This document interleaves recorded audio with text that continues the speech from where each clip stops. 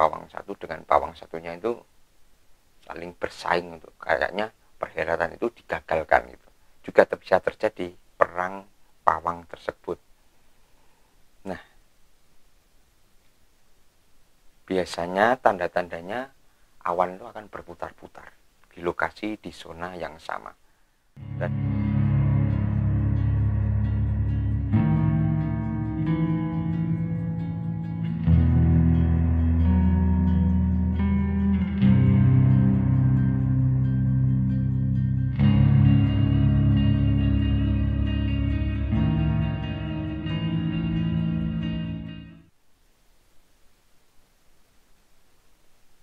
hai Sobat Irasional dimanapun Anda berada, kali ini kita akan membahas mengenai fenomena pawang hujan. Baru-baru ini memang menjadi trending di sosial media, yakni bagaimana aksi seorang pawang hujan, dan ini seorang wanita bernama Rara Triwulandari. Konon ia mampu mengendalikan awan hujan pada saat perhelatan Grand Prix di Mandalika, Lombok, Nusa Tenggara Barat. Sebelumnya saya ingatkan kembali untuk dukung channel ini dengan klik tombol subscribe, like, share, dan komen agar channel ini lebih berkembang.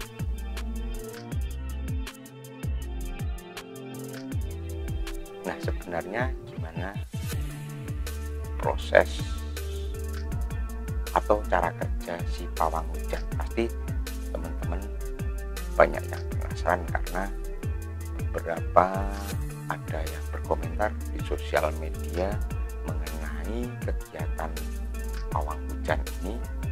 Ada yang percaya, ada juga yang tidak percaya, ada juga yang menyaksikan apakah itu benar atau kebetulan. Oke, kita akan membahasnya bagaimana cara kerja si pawang hujan dalam mengendalikan sebuah hujan. Sebenarnya ada dua pilihan. Yang pertama adalah memindahkan atau menggeser hujan. Mungkin bagi teman-teman atau sobat irasional merasa ini agak aneh, yaitu memindahkan atau menggeser awan yang bisa menyebabkan hujan. Tapi ini pernah terjadi dan saya pernah menyaksikan sendiri bagaimana seseorang yang mampu memindahkan atau menggeser hujan ketika saat itu beliau berada di tempat yang terbuka gitu, dan kita mau melakukan latihan dan beliau cuma seperti ini.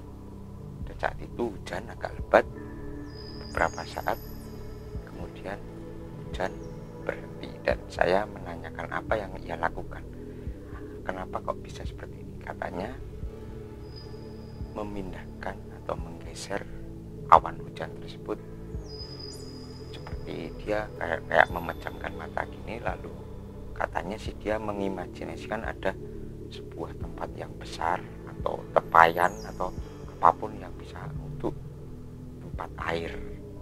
Kemudian dia mengimajinasikan benda itu bergerak ke tempat yang di mana tempat itu jarang hujan. Jadi tempat yang jarang hujan dia akan memindah tempat itu di tempat yang jarang hujan, lalu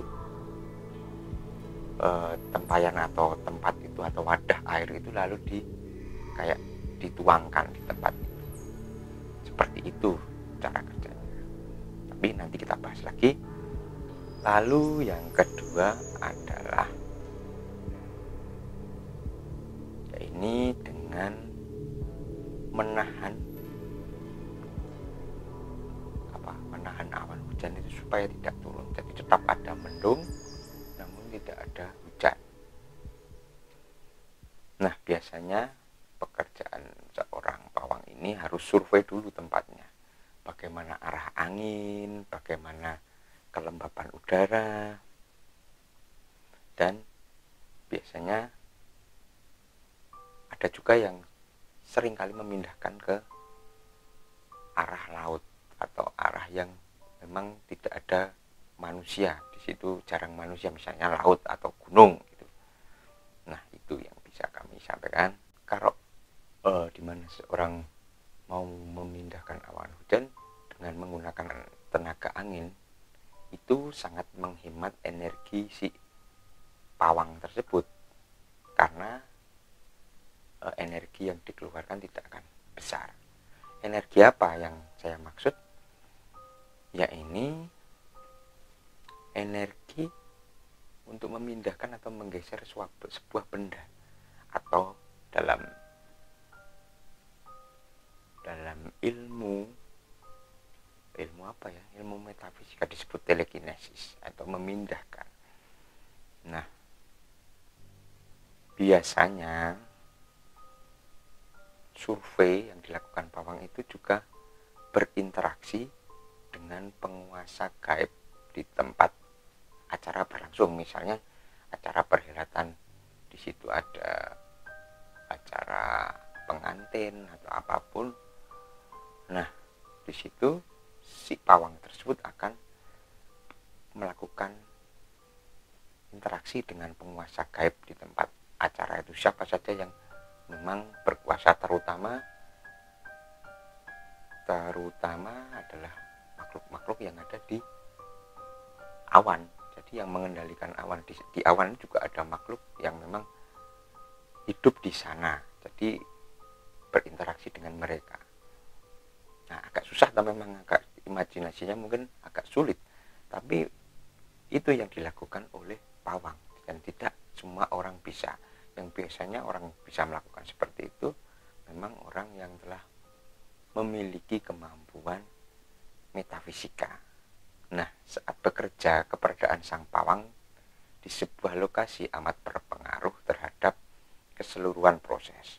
Namun bukan berarti harus selalu demikian. Seorang pawang bisa saja menyingkirkan hujan di sebuah acara pesta atau kota. Sang pawang bisa saja kota lain. Jadi tidak hanya di kota ini, tapi dia bisa memindahkan di lain tempat. Misalnya dia tinggal di Jogja dan dia ingin memindahkan awan mendung itu di Jakarta, itu bisa. Nah, efeknya seketika dan seolah tidak berpengaruh terhadap posisi keberadaan dirinya. Meskipun demikian, proses kerja jarak jauh memang kurang efisien. Jadi orang di sini di Jogja, dia memindahkan awan dari Jakarta ke tempat lain, misalnya ke Bandung, itu juga bisa, tapi memang tidak efektif karena jarak itu mempengaruhi. Biasanya pawang ini akan mempelajari pergerakan awan atau pergerakan air tebal selama 2-3 hari. Misalnya 2-3 hari dia harus pelajari tempat itu apakah terjadi hujan atau tidak. Nah, itulah yang dilakukan oleh pawang mensurvei. Juga adanya proses mempercepat hujan lebih pas dilakukan biasanya pada malam hari atau dini hari, karena udara lebih dingin dan proses kondensasi lebih mudah. Ya, ini berhubungan dengan proses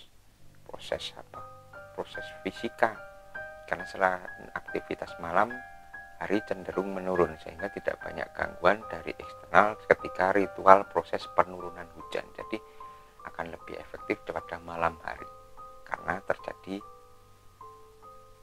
proses kondensasi lebih mudah. Secara umum,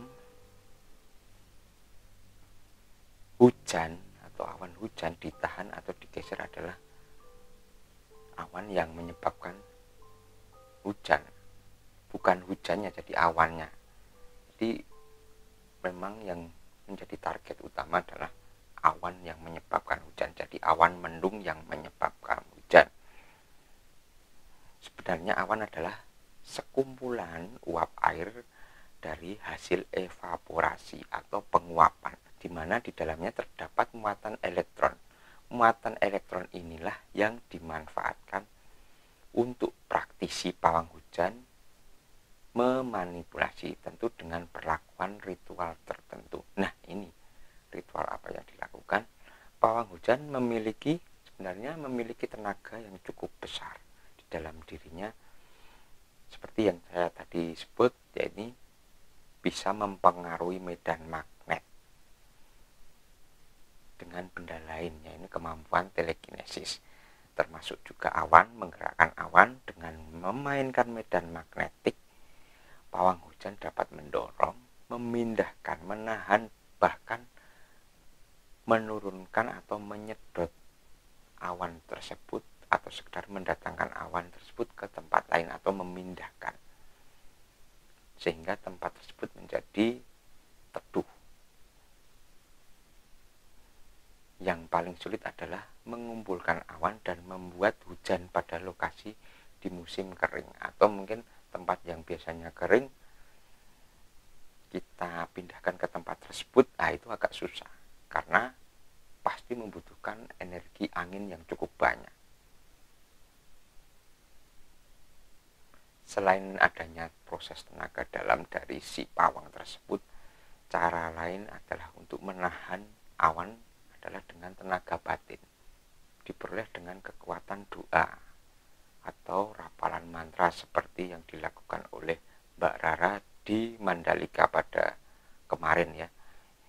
Hal itu diperkuat lagi dengan berbagai ritual lelaku prihatin seperti puasa, mutih, ngebleng, yaitu nggak makan sama sekali, atau pati geni, jadi nggak pakai cahaya, jadi hidupnya cuma di kegelapan atau ngelowong dan sebagainya. Ada pula yang memanfaatkan penggunaan kodam atau makhluk gaib seperti yang diakui oleh pawang hujan di Mandalika. Beliau berinteraksi dengan leluhur. Jika Anda melihat ada pawang hujan menggunakan sesaji atau membakar kemenyan, memasang bawang atau cabai, itu biasanya menggunakan kekuatan kodam atau jin yang memang membantu atau perewangan gitu. Sebenarnya lidi itu memiliki kekuatan. Ketika dibalik itu memiliki simbol bahwa di tempat itu ada yang memohon untuk tempat itu kering, karena lidi dijadikan satu, membentuk sapu, itu biasanya untuk nyapu ya. Kalau kita menyapu itu ibaratnya sebuah simbolisasi bahwa di tempat itu ada seseorang yang menginginkan bahwa awan itu digeser. Sedangkan lombok atau bawang merah itu ditancapkan di atas lidi tersebut adalah simbol bahwa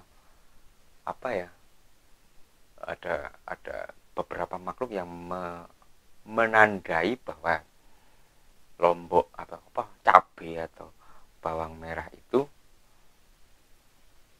memiliki tanda bahwa tempat itu ingin dikeringkan. Jadi simbolnya memang seperti itu. Terus ada juga dikasih garam. Dikasih garam itu adalah tempat itu dinetralkan dulu dari kekuatan-kekuatan yang negatif, kemudian didoakan agar tempat itu menjadi lebih positif, dan akhirnya kita bisa fokus untuk melakukan ini tadi, doa atau meditasi seperti itu. Bisa terjadi dalam suatu perhelatan ada beberapa pawang hujan.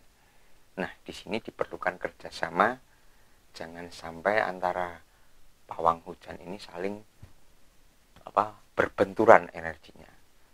Jadi kalau yang satu ke utara, yang satunya juga ke utara. Jangan sampai beda arah. Atau memang kompak, yang satu ke utara, yang satu ke selatan, atau yang lainnya kemana gitu. Jangan sampai langsung ada yang memindahkan ke sini, berbenturan gitu. Jadi kalau ke utara juga ke utara, atau ke selatan ke selatan. Apakah bisa terjadi perang antara pawang? Ini bisa terjadi karena misalnya tempat tersebut ada sebuah perhelatan kepala daerah. Terus ada juga orang yang memang menyewa pawang untuk memindahkan awan hujan ke tempat itu. Jadi saling perang gitu loh. Jadi antara pawang satu dengan pawang satunya itu saling bersaing untuk kayaknya perhelatan itu digagalkan gitu. Juga bisa terjadi perang pawang tersebut. Nah, biasanya tanda-tandanya awan itu akan berputar-putar di lokasi di zona yang sama. Dan hujan akan terjadi di tempat pawang yang memiliki kekuatan yang lemah. Jadi kekuatan mana yang kuat? Mungkin kodamnya juga yang kuat. Kalau kodamnya juga kuat, pasti akan menang. Dan itu akan berpindah ke tempat yang memang yang lemah. Dia ke tempat yang kekuatannya lebih lemah. Ini ada pertanyaan, apakah menahan itu atau memindah awan itu lebih mudah dibandingkan menahan? Sebenarnya memindahkan awan itu lebih berat dibandingkan menahan. Karena menahannya cuma gini, kalau memindahkan lebih banyak energi yang dikeluarkan untuk memindahkan. Nah, itu kesulitannya di situ. Menghentikan hujan deras yang turun relatif lebih sulit daripada memindahkannya. Karena uap telah menjadi titik-titik air sehingga tentu lebih banyak tenaga yang dibutuhkan untuk menahannya. Nah, gitu yang bisa saya bedakan. Jadi sebelum Anda melakukan memindah atau menjadi pawang hujan, apa yang harus dilakukan yaitu tirakat sebelumnya, membersihkan diri, menyucikan diri, lalu mensurvei tempat, melihat arah angin, dan akhirnya baru melakukan prosesi pada hari hanya. Dipastikan bahwa semuanya ubo rambe yang tersedia seperti juga lidi, kalau lidi bawang merah, dan juga cabai juga dipersiapkan, atau juga ubo rambe misalnya Anda ingin menggunakan kodam juga bisa. Ada juga tanpa itu juga bisa, namun ini diperlukan sebuah persiapan yang tinggi, karena dimana seorang yang memiliki power yang besar itu biasanya memiliki tirakat yang lebih lama, doanya juga harus lebih lama, sehingga dia mampu mengendalikan atau berinteraksi dengan alam. Nah, alam ini memang ciptaan Tuhan. Nah, dimana si pawang ini juga harus mendekatkan diri dengan Tuhan, memohon pada Tuhan bahwa ia meminta bahwa di tempat itu tidak turun hujan. Nah, untuk meminta pada Tuhan ini diperlukan juga prosesi yang memang cukup kusuk. Tidak bisa orang serampangan gitu aja. Jadi memang harus fokus, memfokuskan diri bermeditasi agar acara tersebut lancar dan hujan tidak turun di tempat itu. Jadi ia benar-benar kusuk berdoanya.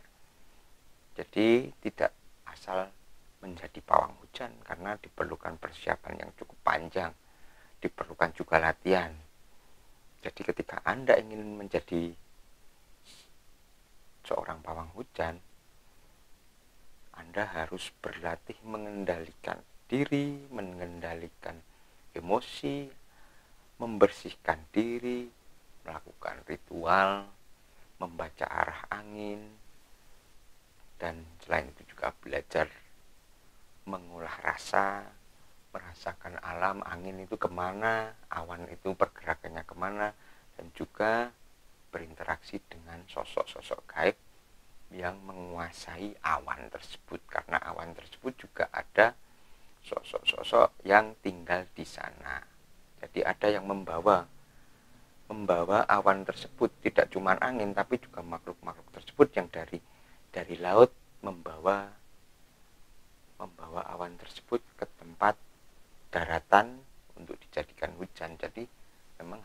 bernegosiasi. Bagaimana, apakah Anda memang berminat menjadi seorang pawang hujan? Kalau memang berminat, tulis di kolom komentar di bawah ini. Jangan lupa klik tombol subscribe, like, share, dan komen. Bila ada pertanyaan juga silahkan aja ditulis di kolom komentar. Oke, sampai jumpa pada pembahasan kali ini. Kita akan kembali di episode berikutnya. Oke, salam irasional.